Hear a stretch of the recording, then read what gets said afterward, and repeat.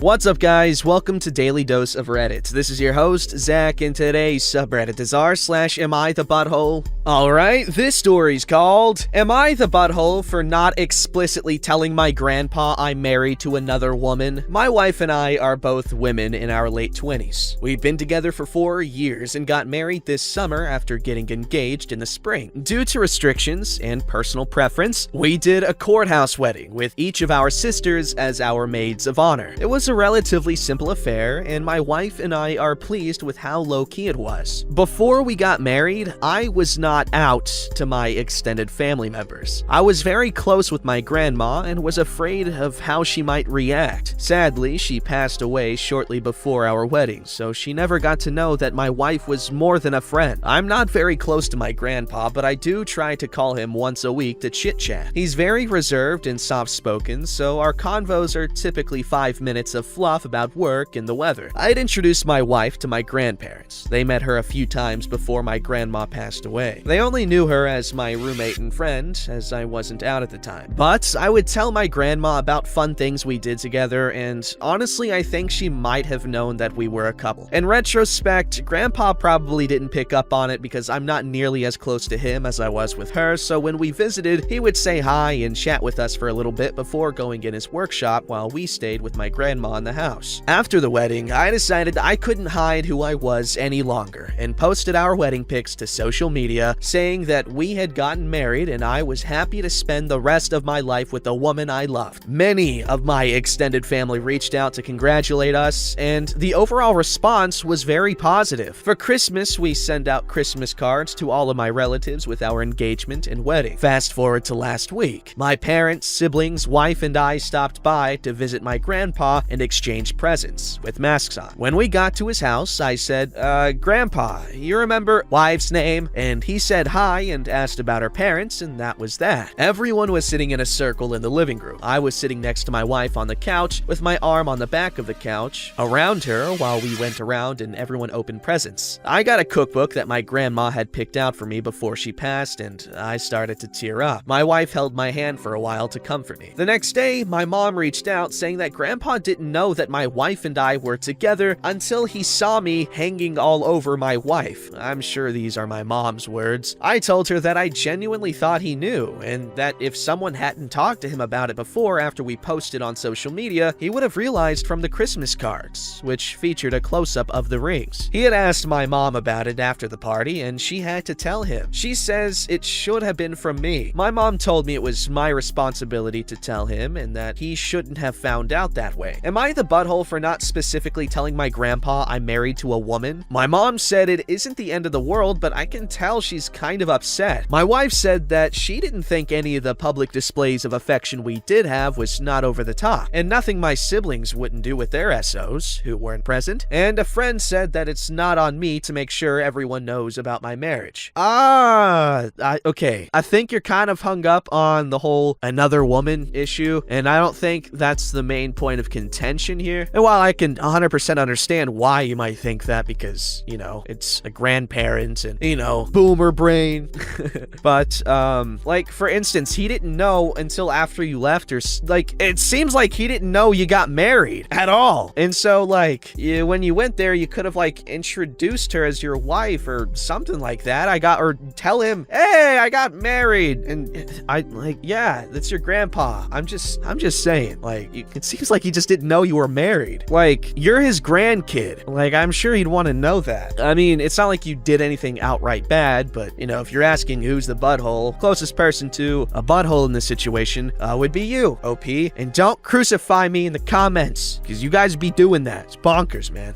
Alright, this story's called Update! Am I the butthole for not explicitly telling my grandpa I'm married to another woman? What? I just want to thank everyone who commented. I read through them all and it really helped me process the situation. I spoke with my mom a few hours the night after I posted, and she apologized for her comment about my wife and I hanging all over each other. I apologized for getting her in the situation she was in, and that I genuinely thought that he had known. She basically said that it was okay, he knows now, and not to worry. She had talked to him and told him that we were together but didn't tell him we were married, which she said needed to come from me. I agreed. I said I was going to give him some time to process and reflect on things and that I didn't want to reach out too soon before he was ready. I waited a week to talk to him. In that time, an aunt of mine said she spoke with him. They spoke for a while, and his general sentiment was that he was worried that we could lead happy lives together, i.e., could we find a home? Could we have kids? Would we be able to keep our jobs? She said they had a really good talk and that she was able to reassure him on his worries. She told me I should talk to him and give him a chance to see how happy we are. This weekend, I went to visit him. My aunt and mom came with too. After we chatted for a while, I told my grandpa that I had some news. I told him that my wife and I had actually gotten married this summer. I made it clear that it was a very small ceremony and that our parents couldn't even attend. And that because of that, we are planning on having a big wedding celebration in a year or two after Brovid is over so all of our family and friends could celebrate. I explained that I was just nervous to tell him and that I was worried what he would think. He said, "Well, I'm 85. My opinion doesn't matter." We talked a little bit more. I made sure to mention that we were very happy and that our jobs knew and our neighbors knew when we bought our house. I also mentioned that my wife's parents went to the same college my parents and all my mom's siblings went to, and he thought that was pretty cool. I told him that I didn't have a chance to tell Grandma before she passed and that I really miss her and had hoped she could see how happy we were together. We all had a little cry and talked about how much we miss her. The next morning, a different aunt called me and said that when she went and visited Grandpa, he was all excited. "Did you hear? We're gonna have a big party after Brovid. OP is having a wedding celebration." She and I had a good talk, and it sounded like Grandpa is doing well with the news and that everything worked out okay. Ew, good stuff. I can imagine it's really terrifying, to come out to your family, but goddamn, waiting until you are married. Again, I can understand. Not everyone is accepting, but, it might be worth it to give your family a chance.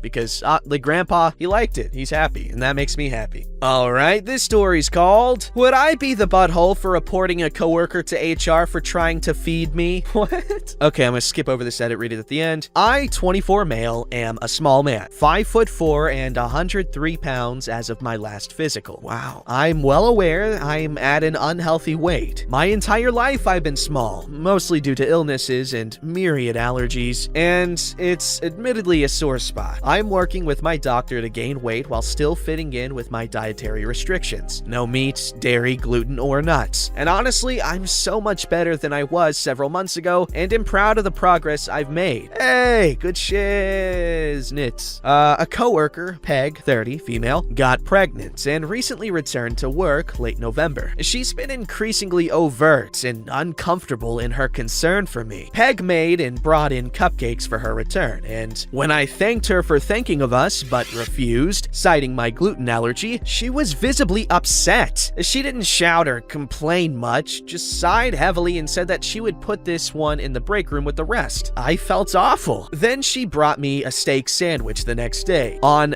gluten-free bread. Again, I thanked her, but I had brought in my own lunch and needed to focus on that. Peg told me it was in the fridge for when I finished. Ended up bringing it home so she wouldn't feel bad and gave it to my boyfriend. Next day, she approached again. I refused again. She insisted. By now, we weren't alone in the break room. She joked that it was rude to refuse a home-cooked meal in favor of that, my lunch. At that point, I just took it and thanked her. Boyfriend ended up eating. Then she just started leaving bagged snacks on my desk. She would approach with a snack or a portion of whatever she made for dinner the night before and not leave me be until I had taken it. I went to our boss and explained that I have felt uncomfortable and was told that she was probably feeling maternal and it would negatively impact morale to discourage her. So I've been taking notes since then. What days Peg has given what, when, who witnessed it, etc. From December 8th to now, she's done it 23 times. Yesterday, I took Peg aside and explained that while I was touched, I would appreciate it if she wouldn't bring in anything else. She said that I should have said something sooner, she was only trying to help, have I seen myself in a mirror, does your boyfriend like you starving yourself, among other phrases. Livid, I told her that maybe I didn't feel like sharing my personal medical history with her just so that my wishes were respected. For God's sake, we work in a hospital! Don't you know anything about HIPAA?